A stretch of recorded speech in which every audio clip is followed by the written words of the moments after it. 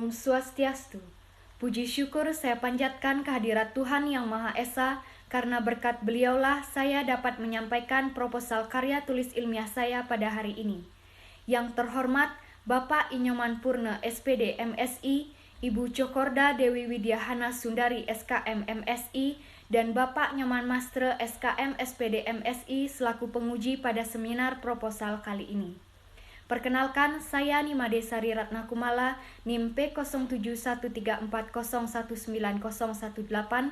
Pada kesempatan kali ini, saya akan menyampaikan proposal karya tulis ilmiah saya yang berjudul Gambaran Kadar Asam Urat pada Lansia di Banjarmenege, Kecamatan Jembrana. Adapun peta konsep yang akan dibahas pada kesempatan kali ini, yang pertama bab 1 pendahuluan, selanjutnya bab 2 tinjauan pustaka, selanjutnya bab 3 kerangka konsep, dan selanjutnya ada bab 4 metode penelitian. Adapun latar belakang proposal penelitian ini, menurut Kementerian Kesehatan RI tahun 2017, saat ini dunia berada pada era aging dengan populasi di mana penduduk yang berusia 60 tahun melebihi 7% dari total penduduk. Hampir separuh lansia di Indonesia mengalami keluhan kesehatan pada tahun 2020, baik keluhan kesehatan fisik maupun psikis. Persentase lansia yang mengalami sakit besarannya hampir mencapai seperempat lansia yang ada di Indonesia, yaitu 24,35%. Pada umumnya, penyakit yang dialami para lansia bersifat degeneratif yang merupakan jenis penyakit tidak menular atau disebabkan oleh faktor usia, diantaranya penyakit jantung, diabetes mellitus, stroke, rematik, cedera, dan asam urat. Penyakit-penyakit tersebut adalah tergolong penyakit kronis dan apabila tidak diatasi serta segera disembuhkan akan mengakibatkan disabilitas yang mengakibatkan para lansia tidak dapat melakukan aktivitas sehari-hari. Salah satu penyakit di Indonesia yang prevalensinya semakin meningkat adalah penyakit asam urat. Di Indonesia, prevalensi penyakit asam urat mencapai 11,9% dan jika dilihat dari karakteristik umur lebih dari 75 tahun sebanyak 54,8% menjadi prevalensi tertinggi.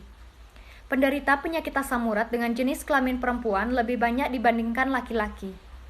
Di Provinsi Bali, penderita penyakit asam urat dengan penduduk yang memiliki kelompok umur 55-64 tahun sebanyak 24,16%, sedangkan penduduk dengan kelompok umur 65-74 tahun mencapai 24,42%. Berdasarkan data pada Dinas Kesehatan Kabupaten Jembrana tahun 2018, penyakit asam urat termasuk 10 besar penyakit yang menjalani rawat jalan untuk semua golongan umur terdata sebanyak 6.719 jiwa. Adapun rumusan masalah penelitiannya, bagaimanakah gambaran kadar asam urat pada lansia di Banjarmenege, Kecamatan Jembrana? Tujuan penelitiannya yang pertama tujuan umum untuk mengetahui gambaran hasil kadar asam urat pada lansia di Banjarmenege, Kecamatan Jembrana.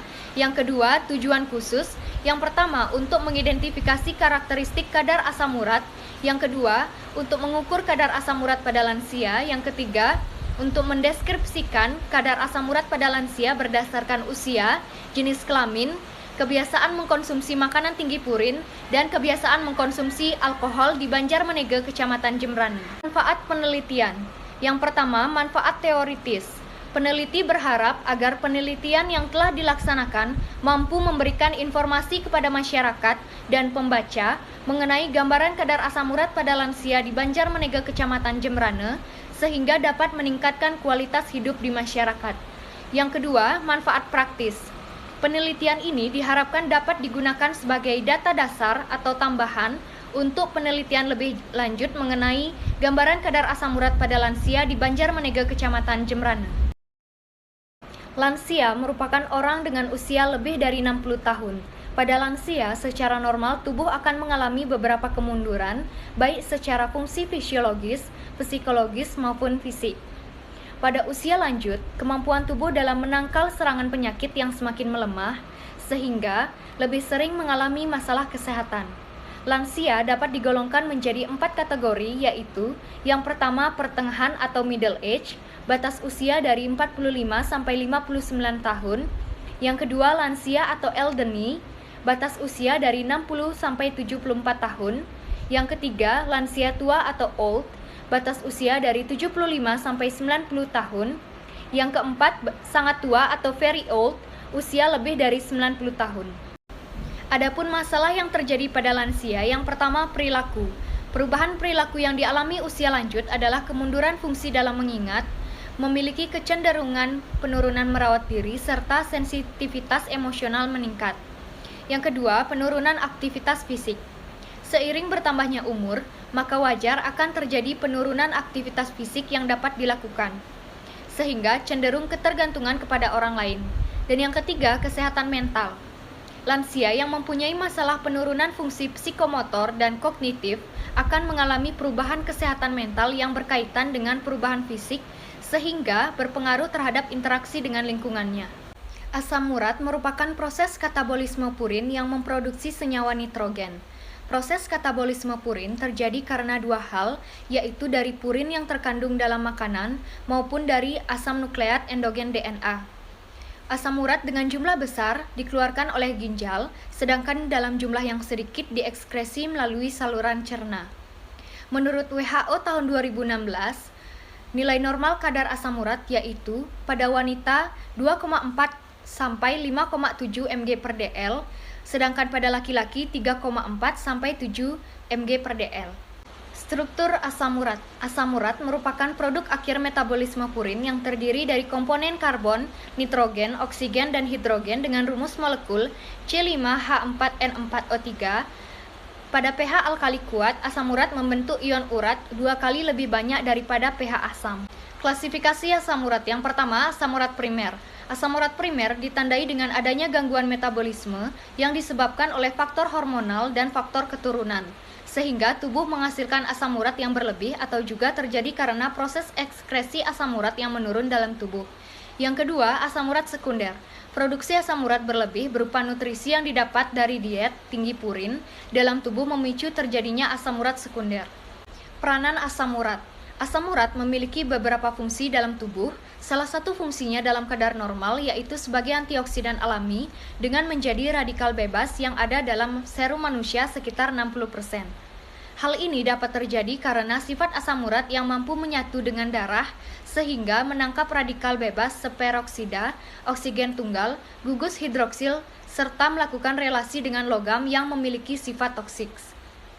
Fungsi asam urat sebagai antioksidan dapat terjadi melalui reaksi antara nitrit dengan anion superoksida yang kemudian merusak sel berupa nitrioksidae atau NO, kemudian menyebabkan pelebaran pembuluh darah serta meminimalisir kejadian radikal bebas yang dapat menimbulkan kerusakan. Hiperurisemia. Hiperurisemia adalah keadaan di mana terjadi peningkatan asam urat di atas normal. Pada sebagian besar peneliti epidemiologi, seseorang disebut sebagai hiperurisemia jika kadar asam urat pada darah seorang laki-laki dewasa lebih dari 7,0 mg/dl dan 6,0 mg/dl pada perempuan dewasa. Faktor risiko hiperurisemia. Yang pertama, usia. Yang kedua, genetik. Yang ketiga, obesitas. Yang keempat, jenis kelamin. Yang kelima, obat-obatan. Dan yang keenam, latihan fisik. Pemeriksaan kadar asam urat. Yang pertama dengan metode POCT atau Point of Care Testing. Prinsip pemeriksaan asam urat metode uric acid meter test adalah dengan strip test diletakkan pada alat. Ketika darah diteteskan pada zona reaktif test strip, katalisator asam urat akan mengoksidasi asam urat dalam darah. Kelebihannya, hasil tes dapat diketahui secara langsung, volume darah yang dibutuhkan sedikit, dapat dilakukan tes ulang, pemeriksaan dapat dilakukan di tempat tidur pasien, mudah disimpan, dan harga lebih terjangkau. Yang kedua, ada kekurangannya, keakurasiannya masih dipertanyakan, adanya faktor pengganggu pemeriksaan, alat hanya dapat mendeteksi kadar asam urat antara 3,0 mg/dl sampai 20,0 mg/dl. Pemeriksaan kadar asam urat dengan metode enzimatik photometrik. Prinsip pemeriksaan asam urat dengan metode ini adalah asam urat dioksidasi oleh urikase dengan alantion. Kelebihannya, hasil tes lebih akurat, kadar asam urat yang terlalu rendah atau terlalu tinggi dapat terbaca, tidak ada faktor ketergantungan bahan habis pakai. Yang kedua, kekurangannya, hasil tes membutuhkan waktu yang lama, volume darah yang dibutuhkan lebih banyak, pemeliharaan dan penyimpanan alat dibutuhkan tempat yang khusus dan harganya mahal. Kerangka konsep yang digunakan dalam penelitian ini, lansia yang memiliki resiko asam urat. Adapun faktor risiko yang akan diteliti yang pertama ada usia, jenis kelamin, kebiasaan konsumsi makanan tinggi purin, dan kebiasaan konsumsi minuman beralkohol. Adapun kadar asam urat yang akan diteliti yaitu kadar normal dan meningkat. Definisi operasional variabelnya, di sini saya menggunakan 5 variabel. Yang pertama, kadar asam urat dalam darah, usia, jenis kelamin, kebiasaan konsumsi makanan tinggi purin, dan kebiasaan konsumsi minuman beralkohol. Selanjutnya, bab 4 metode penelitian. Yang pertama, jenis penelitian. Dalam penelitian ini menggunakan penelitian jenis deskriptif. Peneliti ingin menggambarkan kadar asam urat pada lansia yang berusia 45 tahun ke atas di Banjarmanege, Kecamatan Jembrana. Selanjutnya ada tempat dan waktu penelitian. Tempat penelitian mengambil sampel dan sekaligus pemeriksaan kadar asam urat dilakukan di Banjarmanege, Kecamatan Jembrana. Dan untuk waktu penelitiannya dilakukan pada bulan Februari sampai dengan bulan April tahun 2022. Populasi dan sampel penelitian. Populasi yang digunakan dalam penelitian ini yaitu semua lansia yang ada di Banjarmanege, Kecamatan Jembrana. Yang kedua, sampel penelitian. Yang pertama ada unit analisis dan responden. Adapun kriteria eksklusi dan inklusi sampel dari penelitian ini adalah yang pertama, kriteria eksklusi, yaitu lansia yang tidak bersedia menjadi responden dan lansia yang sedang sakit dan tidak bisa berkomunikasi dengan baik. Adapun kriteria inklusi, yang pertama lansia yang bersedia menjadi responden, yang kedua lansia yang berumur 45 sampai 74 tahun, yang ketiga lansia yang bertempat tinggal di Banjarmanege, Kecamatan Jembrana. Adapun jumlah dan besar sampel dalam penelitian ini adalah lansia yang berumur 45 sampai 74 tahun sesuai kriteria yang ada di Banjarmanege, Kecamatan Jembrana. Dalam penelitian ini, sampel yang akan diteliti yaitu 36 sampel pada penderita asam urat dari jumlah penduduk lansia sekitar 180 orang. Teknik pengambilan sampel. Teknik sampling yang digunakan dalam penelitian ini ialah purposive sampling yang merupakan teknik dengan penentuan sampel berdasarkan kriteria dari peneliti. Selanjutnya, jenis, teknik, dan instrumen pengumpulan data. Yang pertama, jenis data. Data yang digunakan dalam penelitian ini yaitu data primer dan data sekunder. Data primer yaitu hasil wawancara responden yang meliputi nama, usia, jenis kelamin, kebiasaan konsumsi makanan tinggi purin, dan kebiasaan konsumsi minuman beralkohol. Hasil pemeriksaan kadar asam urat dengan menggunakan alat POCT. Dalam penelitian ini, data sekunder diperoleh dari literatur berupa jurnal, buku artikel, dan e-book yang terkait. Teknik pengumpulan data dalam penelitian ini dilakukan dengan wawancara untuk memperoleh informasi atau data dari responden yang akan diberikan tindakan pemeriksaan. Yang ketiga, instrumen penelitian. Yang pertama, informed consent, yang kedua, kuesioner, yang ketiga, alat tulis, dan yang terakhir, kamera. Adapun alat dan bahan pemeriksaan, yang pertama, jarum lancet 1 kotak, yang kedua, autoklik 1 buah, yang ketiga, alat POCT, yang keempat, APD atau alat pelindung diri, yang kelima, handscoon, yang keenam, masker, dan bahan yang digunakan yaitu yang pertama alkohol swab 70% 1 kotak, yang kedua kapas kering, yang ketiga strip asam urat 1 kotak, yang keempat sampel darah kapiler, dan yang kelima tisu. Prosedur kerja pemeriksaan kadar asam urat. Yang pertama, tahap pra-analitik. Pertama, memberikan penjelasan terlebih dahulu kepada responden terkait pemeriksaan yang akan dilakukan. Kemudian menggunakan APD. Kemudian menyiapkan peralatan sampling seperti lancet steril, kapas alkohol 70%, autoklik, dan kapas kering. Yang kedua, tahap analitik.